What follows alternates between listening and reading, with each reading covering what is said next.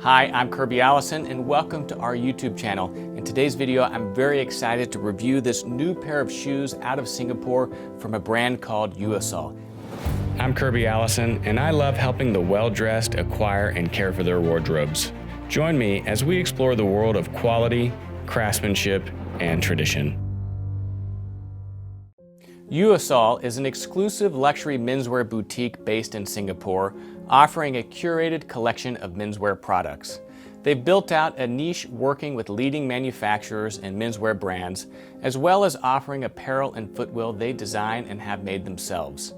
Their brand of Yeossal shoes are part of a new category of made-in-China hand-welted shoes. It's a fascinating development in the space of shoemaking, not all that different to what happened to tailoring in the last 15 to 20 years. Although lacking the provenance and experience of English shoemakers, the Chinese can no doubt copy and reproduce products quite effectively for a fraction of the price of similar products made in Western countries. For those that appreciate the quality and craftsmanship of fine footwear, but might not have the budget to splurge on anything bespoke or made in England, brands like Yeossal represent an interesting option. For around $600, you can acquire a pretty well-made pair of hand-welted shoes. These shoes were actually ordered by our resident shoe shiner, Caleb Malinowski. So these are an actual pair of customer shoes, not samples like most brands send us, and were purchased. So in today's video, I'll walk you through unboxing these beautiful shoes and telling you what I think. So first, Yeossal was very nice to send me one of their knit polos.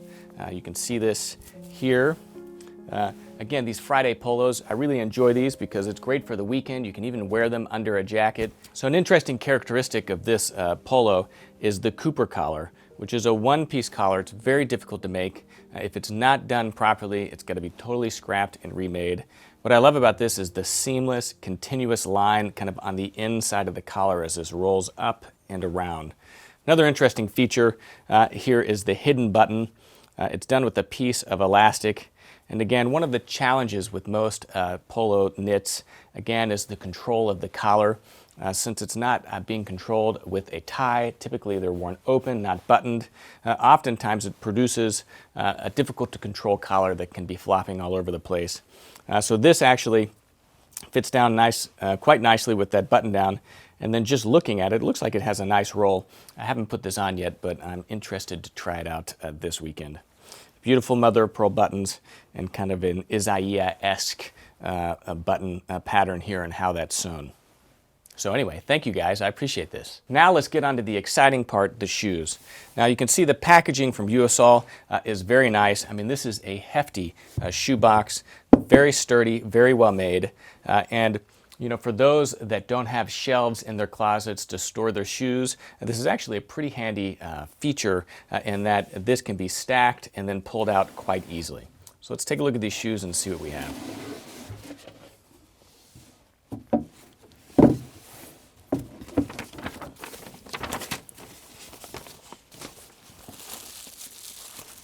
Jar of Saphir Medaille d'Or. Always a great accessory for your shoes. Of course, those here in the United States, remember that you can buy all of your Saphir Medaille d'Or from us here at Kirby Allison. So very nice packaging, nice kind of soft shoe bags, a nice touch, again, with Yeossal kind of printed on this. But let's take a look at the shoes. So first, I mean, very interesting. You can see that the shoes are delivered with round waxed laces, but a nice little touch is that they include a pair of flat waxed laces also. And these are pretty narrow, which is actually something that I like. We've spent a lot of work developing our own collection of Wellington shoelaces, and we have a narrow flat waxed lace that in many ways I think is in fact more formal than a round waxed lace. So it's a nice touch. I would probably put the narrow flat waxed laces on these shoes, and it's nice to have both options. Yeossal's MTO program offers quite a bit of customization options to the customer. Unlike most brand MTO programs, which offer a standard make and style, normally unique to the house, but only the option to customize the leather and finishing details, Yeossal basically allows almost anything about the shoe to be customized during the MTO process. You of course can choose the leather and the finish, but in addition to that, you can choose the waist design, whether it's fiddleback or beveled, the sole shape, whether or not it's a standard silhouette or spade, and the heel taper, whether or not it is tapered, which means that it comes in slightly at a pitch, or straight. These particular Thompson shoes were made with the beveled waist, standard silhouette outsole shape, and tapered heel. So the Thompson is a traditional split-toe derby, which is a more casual shoe. It's a split toe, you can see it right here. And what I like about this split toe is it's an invisible seam, which still has the subtle visual aesthetic of a split toe, but doesn't have the stronger kind of separation if this was sewn together the same way the apron is. Another characteristic of this particular shoe, of course, is the hand-sewn apron, which is one of those more nuanced details that just gives more visual texture and characteristic to the apron itself. It's a derby, which means that it has open lacing, which is characteristic of a more casual shoe, versus an Oxford with its closed lacing. This is something that simply just allows the shoe to accommodate really a greater variety of sock thicknesses.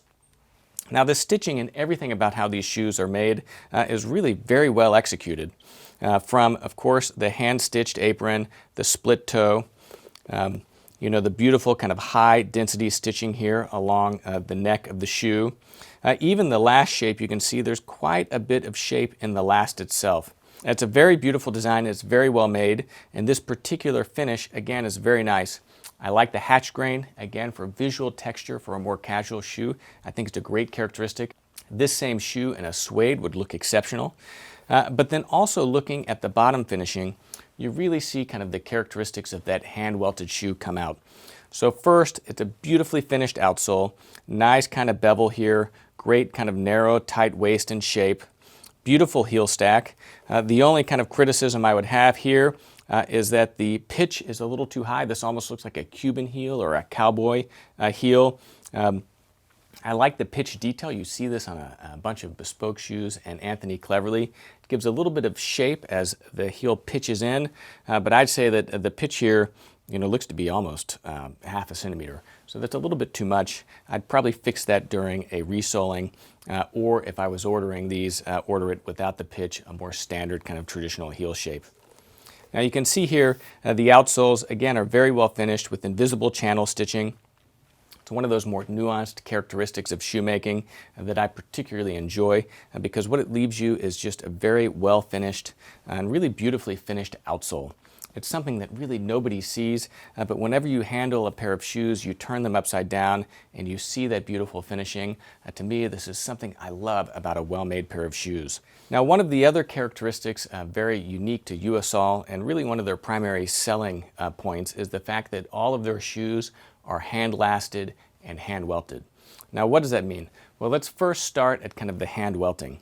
Now, most traditional dress shoes are Goodyear welted, and that is a machine-made process that basically has a linen rib that attaches to the insole, to which the welt is then sewn by a very special Goodyear welting machine. And it's that rib, that welt, that really forms the spine of the entire shoe. It's what holds together all the different layers of material that are used to make it. Now in the hand welting process, what is done is basically a channel is carved into the insole. So instead of having that linen rib that is glued, instead someone by hand is kind of carving out the leather of the insole through which that welt is then sewn by hand. Now traditionally this is a hallmark of a pair of bespoke shoes. Very rarely do you see anything hand welted, made to order or ready to wear, just because it's cost prohibitive. It has to be done by hand. It's the only way it can be done. And so therefore it's really been that mark of quality that has always separated bespoke from most factory made and ready to wear shoes. It's the moat, if you will. Now with these very interesting brands that have begun to kind of pop up, you see that that moat is really being bridged. And now, for as little as $600, you can access that hand welting craftsmanship without having to spend several $1,000s. Now, what does hand welting get you? Well, it's a very nuanced characteristic, and it really kind of comes down probably to the craftsmanship more than anyone else. But as someone that owns several pairs of bespoke shoes, I can tell you that there definitely is a difference in the comfort of a hand welted pair of shoes versus a Goodyear welted pair. Now, it's not to say that it's night or day. It really exists kind of on the margin and is very nuanced, if you will. but I find that a hand-welted pair of shoes sits lower to the ground. There's less room in between the insole and the outsole to do that welt stitching, and that makes a shoe that really just is more responsive. You sit lower to the ground, it's more flexible, and at the end of the day, more comfortable. Now, a shoemaker will tell you that also there's a greater degree of durability because instead of having that ribbing glued to the insole, which presumably after years or decades of wear and exposure to water could come unglued, with hand welting, it's totally sewn by hand with a lock stitch. So even if one stitch of that hand welt were to break, the entire kind of chain of stitching wouldn't unravel. So it's an interesting characteristic. It's something that, of course, as you're wearing these shoes, nobody else is going to know about. But if you're someone that really appreciates that nuanced kind of elements of quality and craftsmanship that separate really well-made shoes from the rest, is certainly something to consider. Now, on this particular pair of shoes, the hatch grain leather is actually from Horween, and so Yeossal, again, is really acquiring their upper leather from some of the finest leather tanneries available in the world. So this particular is from Horween. It's not cordovan, but Horween does other leathers than cordovan, and then they also source a lot of their uppers from kind of the standard French and even Italian tanneries. So the finishing really is exceptional here. I mean, there's a very high stitch density here, and so after that welt is sewn on to the shoe that's holding really all the uppers together, the stitch density, or how many stitches per inch that's being used to sew that outsole to the welt, is again one of those nuanced elements of finish. You know, a pair of Allen Edmonds might have 4 stitches per inch, so they're pretty large stitches.